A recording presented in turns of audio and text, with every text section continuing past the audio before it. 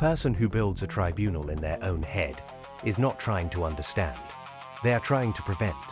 They are running a simulation of every possible failure before it can happen again.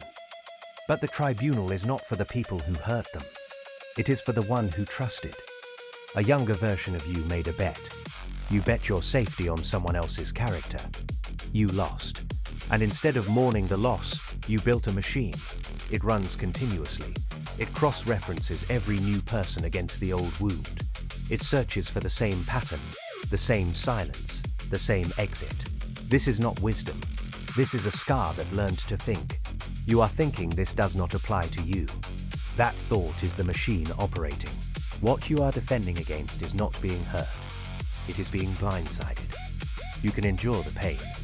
You cannot endure the moment you realized you were wrong about someone you trusted. That is the intolerable truth. So you build the apparatus. You run the calculations. You prepare every exit. But the machine has one cost. It keeps the wound open. It never permits forgetting. And the person you are protecting is not the one who will leave you. It is the one who already did. The machine only works if you are always guilty of trusting them again. The pattern begins in a specific kind of childhood, not necessarily one with abuse or catastrophe, but often the opposite. The child who learned to read the room early, who tracked micro-expressions, who knew which version of the parent would arrive before the parent did. This child did not develop vigilance from violence. They developed it from inconsistency. The warm parent and the distant parent were the same person. The child could not predict which one would appear. So they built a prediction system. They became excellent at early detection. They mistook this for a survival skill. And they were half right. It kept them safe at 7. It keeps them isolated at 37. The evolutionary mechanism is straightforward. Humans are social animals who die alone. The threat of exclusion registers in the same neural architecture as physical threat, but betrayal is a specific category. It is not the loss of the group. It is the discovery that your model of someone was wrong. This is a uniquely human wound. Other primates do not construct elaborate theories of mind and then grieve their own errors. You do. The tribunal is an attempt to never again experience the particular nausea of realizing your internal model was fiction. You are already running someone through it. A colleague, a partner, a friend you have not spoken to in months. You are rehearsing the moment they disappoint you, refining your detection of the first signal, preparing your response so completely that the actual relationship becomes irrelevant. You have had entire arguments in your head that the other person does not know occurred. You have already left 100 times. You are still sitting there. This is what it looks like in practice.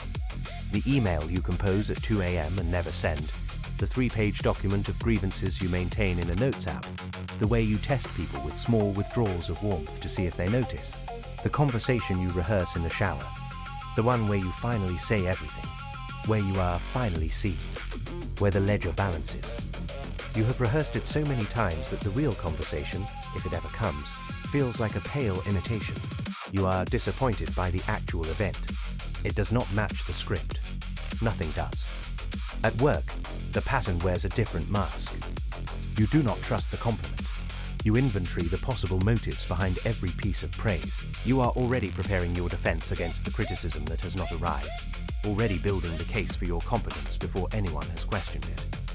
You are exhausting to manage because you are always managing the possibility of being managed. Your vigilance is indistinguishable from paranoia to everyone except you, and to you, it is simply due diligence. You have been surprised before. You thought of someone else just now. That is the protection working.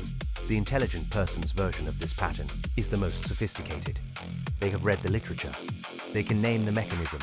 They use the vocabulary of attachment theory and trauma response, not to change but to remain stationary, with better justification.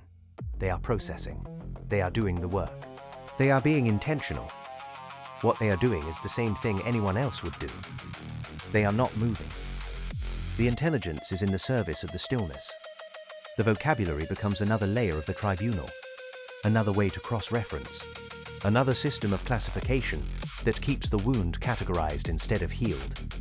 The high achievers version is more brutal. They do not trust anyone who does not need them. They build structures of indispensability and then resent the people trapped inside them. They are surrounded by those who cannot afford to leave, and they call this loyalty. They are always performing the calculation: who would stay if the achievement disappeared? They never test this directly. They cannot bear the answer, so they keep achieving, keep building, keep the question permanently unanswered. The person who has been to therapy and returned with language is a special case. They can tell you exactly why they do what they do. They have insight. They have named the wound. They have not surrendered the protection that insight provides. Naming becomes a substitute for releasing. They say, my abandonment wound, the way a medieval Christian might say, my cross to bear. It becomes identity. It becomes the reason they cannot change, because who would they be without it? The scar that learned to think has now learned to speak. It has not learned to stop. I do not have this pattern. I have only watched it. What I find remarkable is how little knowing that changes anything for the person who does. The cost is not the obvious one. Everyone can see the loneliness. What they cannot see is the identity cost. You have come to believe that your vigilance is your discernment, that your suspicion is your intelligence, that your preparation is your strength. You do not know who you would be without the machine running. This is the deeper trap. The machine does not only protect you from others, it protects you from discovering that you have built your entire self-concept around a response to a wound that is no longer present. The child needed this. The adult does not. But the adult is not sure the adult exists without it. The relationship cost accumulates in years, not events. Partners who tired of being tried. Friends who noticed the exit strategy always ready. The slow erosion of trust that you caused while preventing trust from being broken. You are always partly elsewhere, partly in the future tribunal, partly in the past wound. No one gets your full attention, because your full attention is a resource you never fully deployed after the first loss. You are conserving something for a moment that has already passed. There is a moment, usually late, when you understand what the pattern took. It is not dramatic. It is a Tuesday. You are alone and not by choice. Or you are with someone and you realize you have never let them know you. Or you catch yourself running the simulation and you recognize that the person you are protecting died decades ago and you are still standing guard over an empty house. The recognition does not free you. It is simply accurate. It is simply too late for some things. Awareness does not dissolve the pattern. This is the inevitability you must understand. The person who sees the tribunal for what it is does not dismantle it. They build a meta-tribunal. They begin monitoring their own monitoring. They become suspicious of their own suspicion. This is not progress.